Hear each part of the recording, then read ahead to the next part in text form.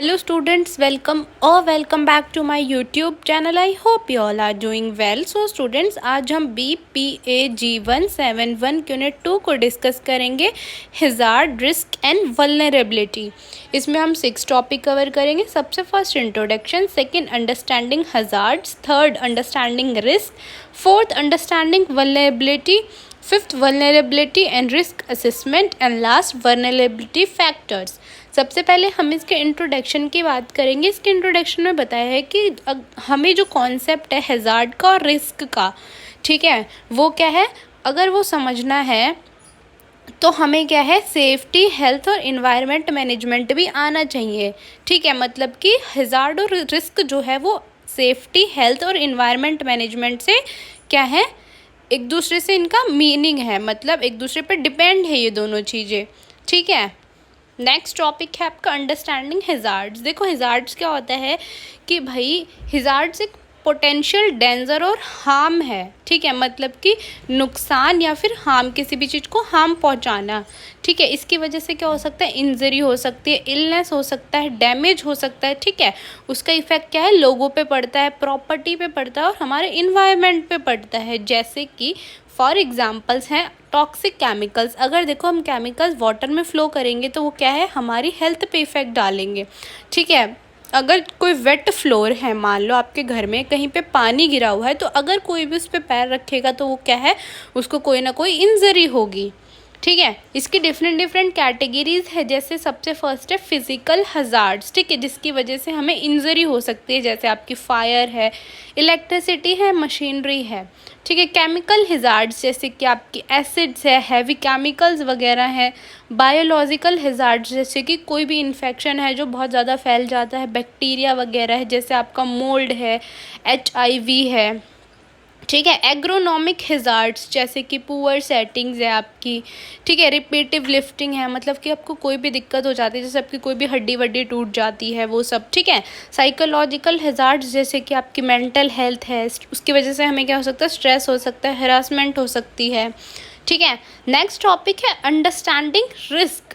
ठीक है, तो देखो रिस्क क्या होता है कि भाई रिस्क एक पोटेंशियल कॉन्सिक्वेंसेस है हैज़ार्ड्स का और डिज़ास्टर का। ठीक है, कि मतलब कि भाई एक कारण है डिज़ास्टर का, जिसकी वजह से क्या है, जो हमें इफ़ेक्ट करता है हमारे इंडिविजुअल को, हमारी कम्युनिटी को, हमारे इंफ्रास्ट्रक्चर को और हमारे इन्वायरमेंट को। देखो सिंपली रिस्क का मतलब है कि जो डिज़ास्टर की वजह से या फिर जो भी हज़ार्ड की वजह से जो परिणाम निकलते हैं उसके, ठीक है, वो किस पे इफ़ेक्ट डालते हैं, इंडिविजुअल्स पे, कम्युनिटी पे, इंफ्रास्ट्रक्चर पे और इन्वायरमेंट पे। ठीक है, हमें क्या है, रिस्क को मैनेज करना आना चाहिए।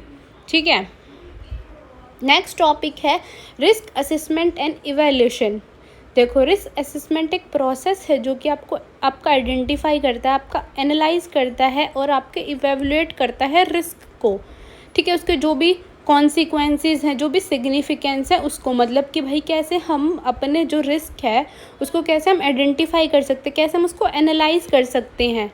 ठीक है, इसमें कुछ की स्टेप्स बताए गए हैं रिस्क असेसमेंट के। जैसे सबसे फर्स्ट है हैज़ार्ड आइडेंटिफिकेशन।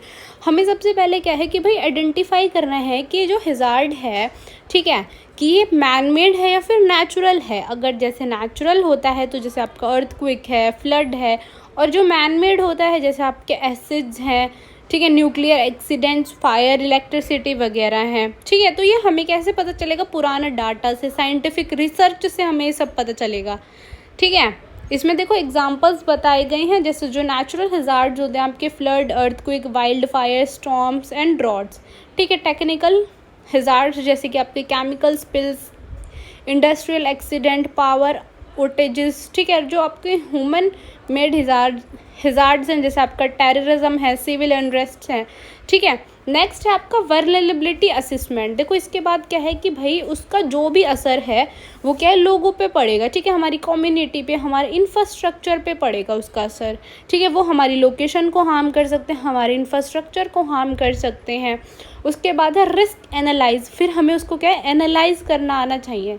ठीक है, कि कैसे भाई क्या किस वजह से ये हैज़ार्ड आए, ठीक है, ये ह्यूमन है या मैन मेड है, इसको आइडेंटिफाई करना है बेसिकली हमें। ठीक है, इसके क्या कॉन्सिक्वेंसेस है। नेक्स्ट रिस्क इवैल्यूएशन, उसके बाद क्या है कि हमें एनालाइज और हमें इवैल्यूएट करना है कि भाई किस लेवल का ये रिस्क था, ठीक है, लो लेवल का था, हाई लेवल का था, या मीडियम का था। देखो जो हमारा अर्थक्वेक होता है फॉर एग्जांपल, कभी कभी तो वो बहुत ज़्यादा तेज आता है, ठीक है, जिसकी वजह से हमारी बिल्डिंग्स, हमारी प्रॉपर्टी क्या है, डिस्ट्रॉय हो जाती है। और कभी कभी बहुत ही थोड़ा माइनर सा अर्थक्वेक आता है, ठीक है। तो वैसे हम उसको एवैल्यूएट करेंगे और फिर हम डिसीजंस लेंगे कि भाई अगली बार अगर सेम सिचुएशन हमारे साथ होती है तो हमें कैसे रिस्पॉन्स करना है इस सिचुएशन के साथ, ठीक है। नेक्स्ट टॉपिक है रिस्क प्रिसिपिटेशंस। देखो हमें क्या है कि भाई हमें रिस्क को समझना बहुत ही इम्पॉर्टेंट है और फिर उस पर कैसे हमें रिस्पॉन्ड करना है उस हज़ार्ड के साथ, ठीक है, क्या पॉलिसीज़ बनानी है हमें, ठीक है। तो कुछ फैक्टर्स बताए गए हैं, जैसे पर्सनल एक्सपीरियंस। जैसे भाई देखो क्या होता है कि इंडिविजुअल्स को एक्सपीरियंस हो जाता है कि पास्ट की कुछ चीज़ें देख के कि भाई कब फ्लड आता है, कब अर्थक्वेक आता है, ठीक है। मीडिया कवरेज, कि कैसे मीडिया उसको कवर करके और लोगों को दिखाती है, ठीक है। पर्सनल कंट्रोल, लोगों के पास क्या है कि भाई लोगों को पर्सनल कंट्रोल करना आना चाहिए, ठीक है। जैसे कि जो हमारे अर्थक्वेक एरियाज़ हैं वहाँ पे लोगों को पता है कि अगर अर्थक्वेक आएगा तो हमें क्या क्या उसके वो लेने हैं, मतलब कैसे हमें उसके साथ रिस्पॉन्स करना है उस अर्थक्वेक के साथ, ठीक है। मतलब कि कैसे हम घरों से बाहर निकल सकते हैं, ठीक है। मतलब जो भी रिस्पॉन्स वगैरह वो लोगों को ऑलरेडी पता रहता है कि कैसे हमें उसके साथ कंट्रोल करना है, उस पर कैसे हम अपने आप को बचा सकते हैं, ठीक है। नेक्स्ट टॉपिक है रिस्क आइडेंटिफिकेशन। देखो ये बहुत ही इम्पॉर्टेंट टॉपिक है, ठीक है, मतलब बहुत इंपॉर्टेंट स्टेप है रिस्क मैनेजमेंट। हमें रिस्क को मैनेज करना आना चाहिए। कोई भी हज़ार्ड आ जाता है, कोई भी वल्नरेबिलिटी आ जाती है तो कैसे हम उसको मैनेज करेंगे, मतलब कैसे हम उसको कम कर सकते हैं, कुछ ऐसे स्ट्रैटेजीज़ बनानी चाहिए हमें, ठीक है। इसके कुछ की स्टेप्स बताए गए हैं कैसे हम रिस्क को आइडेंटिफाई कर सकते हैं। जैसे सबसे फर्स्ट आइडेंटिफाई हज़ार्ड। सबसे पहले तो हमें आइडेंटिफाई करना है कि नेचुरल है या मैन मेड है, ठीक है। उसके बाद हमें एसेस करनी है वल्नरेबिलिटी को, मतलब जो भी हार्म वगैरह हुआ है वो कितना लोगों को हुआ है, कितना प्रॉपर्टी को, कितना हमारे सिस्टम को हुआ है, ठीक है। जैसे कि कोई भी पुरानी बिल्डिंग वगैरह तो ऑफ कोर्स वो टूट जाएगी, तो हमें क्या है कि जो भी अर्थक्वेक एरियाज़ हैं वहाँ पे अच्छी बिल्डिंग बनानी चाहिए, मतलब एक स्ट्रॉन्ग मटेरियल हमें लगाना चाहिए और वहाँ पे अच्छा हेल्थ केयर होना चाहिए, ठीक है। Consider existing and emerging risk. हमें देखो एग्जिस्टिंग रिस्क को भी ध्यान में रखना है और इमरजेंसी रिस्क को भी ध्यान में रखना है कि मतलब भाई पहले क्या हुआ था और अब क्या हो सकता है, ठीक है। दोनों हमें क्या है डाटा का यूज़ करना है, जो भी हिस्टोरिकल इन्फॉर्मेशन है उसका हमें यूज़ करके हमें ये पता करना है कि भाई क्या इम्पैक्ट पड़ता है, कैसे हम इसके साथ रिस्पॉन्स कर सकते हैं इस हज़ार्ड के साथ, ताकि अगर ये फ्यूचर में दोबारा से आए तो हमें क्या है कि रिस्पॉन्स करना आना चाहिए इसके साथ, ठीक है। नेक्स्ट टॉपिक है अंडरस्टैंडिंग वल्नरेबिलिटी। देखो वल्नरेबिलिटी जो होती है वो हमारी पॉपुलेशन और हमारे इन्वायरमेंट पे इन्फ्लुएंस करती है, ठीक है, जो कि क्या है इम्पैक्ट, मतलब कि देखो डिज़ास्टर, हज़ार्ड्स या थ्रेट की वजह से हमारे सबसे ज़्यादा इम्पैक्ट पड़ता है पॉपुलेशन पे और इन्वायरमेंट पे, ठीक है।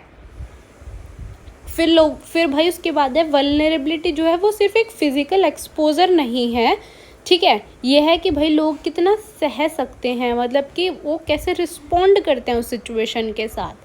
नेक्स्ट टॉपिक है आपका वल्नरेबिलिटी आइडेंटिफिकेशन। देखो ये बहुत ही इंपॉर्टेंट है कि भाई हमें वल्नरेबिलिटी आइडेंटिफिकेशन आना चाहिए कि भाई कैसे कितना हमारे इंडिविजुअल्स पे इम्पैक्ट पड़ता है, कितना कम्युनिटी पे, कितना इंफ्रास्ट्रक्चर पे, ठीक है, क्या हम स्ट्रैटेजीज़ बना सकते हैं, ठीक है। इसका मेन गोल है वल्नरेबिलिटी का कि भाई जो फिज़िकल और नॉन फिज़िकल वल्नरेबिलिटी को हमें डिटरमाइन करना आना चाहिए, ठीक है। मतलब कि हमें कुछ ऐसे स्ट्रैटेजीज़ बनानी चाहिए जिससे लोग क्या एक सेफ़ रह सके, ठीक है, उनको ज़्यादा नुकसान ना पहुँचे। देखो प्रॉपर्टी को नुकसान पहुँचता है तो कोई बात नहीं, ठीक है, बट अगर भाई इंडिविजुअल्स ही नहीं बचेंगे तो फ़ायदा क्या है फिर उस प्रॉपर्टी का, है ना। प्रॉपर्टी तो वैसे भी दोबारा बन सकती है आपकी। नेक्स्ट टॉपिक है टाइप्स ऑफ वल्नरेबिलिटी। सबसे फर्स्ट है आपकी फ़िज़िकल वल्नरेबिलिटी। इसमें आपके रोड्स आते हैं, ब्रिज आता है, इंफ्रास्ट्रक्चर आता है आपका, ठीक है। मतलब कि अगर कोई अर्थक्वेक वगैरह आएगा तो उसका इम्पैक्ट किस पे पड़ेगा, बिल्डिंग्स पे, रोड्स पे, ब्रिजेस पे, ठीक है, इन्वायरमेंट पे पड़ेगा आपके, ठीक है। पॉवर्टी, अगर भाई कोई बहुत ज़्यादा पुअर है या मार्जिनलाइज्ड है तो वो कैसे इस रिस्क से अपने आप को सेव कर सकते हैं, ठीक है।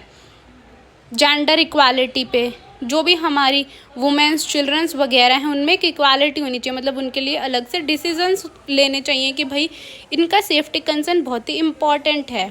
ठीक है। इकोनॉमिक वल्नरेबिलिटी, भाई जो भी लोगों की इनकम है, ठीक है, वो अनस्टेबल हो जाएगी। ठीक है, क्योंकि रिकवरी में क्या है, ज़्यादा से ज़्यादा पैसे लगेंगे। ठीक है, हमारा जो नेचुरल रिसोर्सेज वगैरह है उसका डिग्रेड हो जाएगा, हमारे क्लाइमेट में चेंज आ सकता है इसकी वजह से। ठीक है, नेक्स्ट टॉपिक है आपका वल्नरेबिलिटी एंड रिस्क असेसमेंट। देखो सबसे पहले हमें इसमें डिफरेंस समझना बहुत ही इंपॉर्टेंट है। तो वल्नरेबिलिटी असेसमेंट जो होती है वो आपकी फोकस करती है वीकनेस पे। ठीक है, लोगों की वीकनेस पे, इंफ्रास्ट्रक्चर की वीकनेस पे। ठीक है, कैसे कुछ सर्टेन फैक्टर्स हैं जो कि सफ़र करते हैं डिज़ास्टर की वजह से। ठीक है, जो रिस्क असेसमेंट है वो लोगों की लाइफ पे इम्पैक्ट डालता है। ठीक है, मतलब ये एक तरह से ओवरऑल रिस्क माना जाता है। ठीक है, इसकी क्या इम्पोर्टेंस है, सबसे पहले हम क्या डिसीजंस ले सकते हैं कि कैसे हम इसको मैनेज करेंगे, प्लान्स बना सकते हैं हम। ठीक है, रिस्पॉन्स स्ट्रेटजीज बना सकते हैं। ठीक है, वार्निंग सिस्टम्स दे सकते हैं लोगों को, मतलब जैसे हम साइंटिफिक तरीके से देख लेते हैं ना कि भाई आज बारिश आने वाली है, तो हम उसको उनको क्या है कि साइंस दे सकते हैं कि भाई आज अर्थक्वेक आ सकता है, तो आप पहले से प्रिपेयर रहिए। ठीक है, हम कुछ ऐसे स्ट्रैटेजीज पॉलिसीज़ बना सकते हैं जिससे लोगों को क्या है ज़्यादा नुकसान भी हुआ हो तो उनको उसकी एक भरपाई मिल जाए एक तरह से। ठीक है, वो अपने आप को प्रोटेक्ट फील करें। नेक्स्ट एंड लास्ट टॉपिक है वल्नरेबिलिटी फैक्टर्स। देखो वल्नरेबिलिटी फैक्टर्स जो होते हैं वो वेरियस एलिमेंट्स और कंडीशंस होती हैं हमारे इंडिविजुअल्स की, हमारे सिस्टम के, हमारे इन्वायरमेंट की। ठीक है, और इसमें आपके social, economic, physical, environment factors आते हैं। जैसे आपका सबसे फर्स्ट है सोशो इकोनॉमिक फैक्टर, जो भाई जो इंडिविजुअल्स हैं जो पुअर हैं, ठीक है, वो क्या है उनके पास कम रिसोर्सेज होते हैं अपने आप को प्रिपेयर करने के लिए, अपने आप को रिस्पॉन्ड करने के लिए और अपने आप को रिकवर करने के लिए, क्योंकि उनके पास ना हेल्थ केयर होती है ना इंश्योरेंस होती है, तो वो बहुत ज़्यादा डिफ़िकल्टी फेस करते हैं डिज़ास्टर के बाद। ठीक है, उनके पास रिसोर्सेज ही नहीं होते हैं। ठीक है, ना एजुकेशन, ना हेल्थ केयर, ना फूड, इनके पास ये क्यों नहीं होते, क्योंकि उनके पास एम्प्लॉयमेंट अपॉर्चुनिटीज़ ही नहीं है। ठीक है, वो एक बहुत ही मतलब एवरेज कमाते हैं कि भाई इतना कमाते हैं कि जितना लाते हैं वो उतना ही खा लेते हैं, ख़त्म।